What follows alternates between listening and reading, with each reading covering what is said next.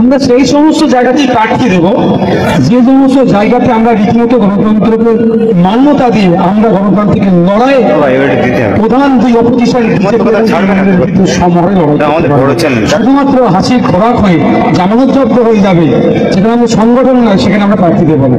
তৃণমূলের কারণে কেন্দ্র 100 দিন এবং আবাস যোজনার টাকা দিচ্ছে, সেই জায়গায় দেখছি আমাদের রাজ্যের মুখ্যমন্ত্রী জনসাধারণের ট্যাক্সের পয়সা তাদেরকে পয়সা জনসাধারণের সেই 100 দিনের টাকা দিচ্ছে।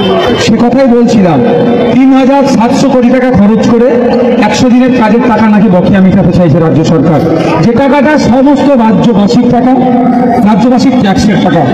কিন্তু স্বল্প কিছু টাকা খরচ করে সুপ্রিম কোর্টে যাচ্ছে না, আর্টিকেল 131কে সামনে রেখে। কারণ এরা তৃণমূল কংগ্রেস এত দুর্নীতি করেছে, যদি সুপ্রিম কোর্টে যায় না কেন্দ্রের বঞ্চনাকে সামনে রেখে, তাহলে তৃণমূলের বড় বড় নেতাদের আবার জেলে থাকতে হবে।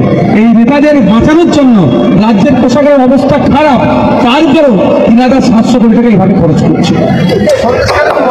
যারা আন্দোলন করেছিল তৃণমূলের এই শাহজাহান শিবুয়াদের বিরুদ্ধে, ওখানকার মা বোনেরা বলছে যে নজর সিদ্দিকী সাহেব আসছে না কেন, কবে আসবে? আমরা এখানে মাইনরিটি ভোট কমাচ্ছি, সেগুলিকে মাইনরিটি মেজরিটির কথা আমার কোনো মা বোনই বলবে না। এটা আপনাদের দ্বারা বা আপনাদেরকে যারা বলেছে তারা তৃণমূলী হতে পারে।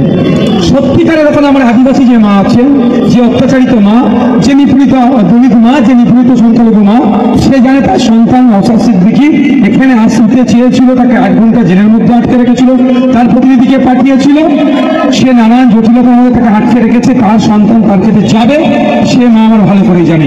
তৃণমূলীরা আমাকে বুমেরাং করার জন্য অনেক কিছু বলে, তৃণমূলীদের জবাব দেওয়ার প্রয়োজন নেই।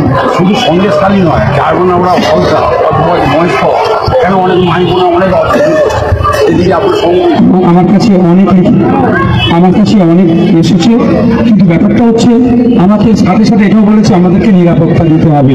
তারা মুখ্যমন্ত্রী প্রস্তুত আছে, ওখানকার বাচ্চারা স্কুল যেতে ভয় পাচ্ছে, মহিলা বাচ্চা শিশুগুলো, শিশুগুলো ক্লাস 10-11 যারা পড়ে, তাদের সাথে অন্যায় হয়েছে, তাদের নেগলিজেন্সের শিকার হচ্ছে, তারা ভয় স্কুলে যেতে পারছে না, কিন্তু তাদেরকে আমি নিরাপত্তা দিতে পারছি না বলে তাদেরকে আমি তাদের পরিচয় তো ডিসক্লোজ করা যায় না, তাদেরকে আমি সংগঠিত করতে পারছি না।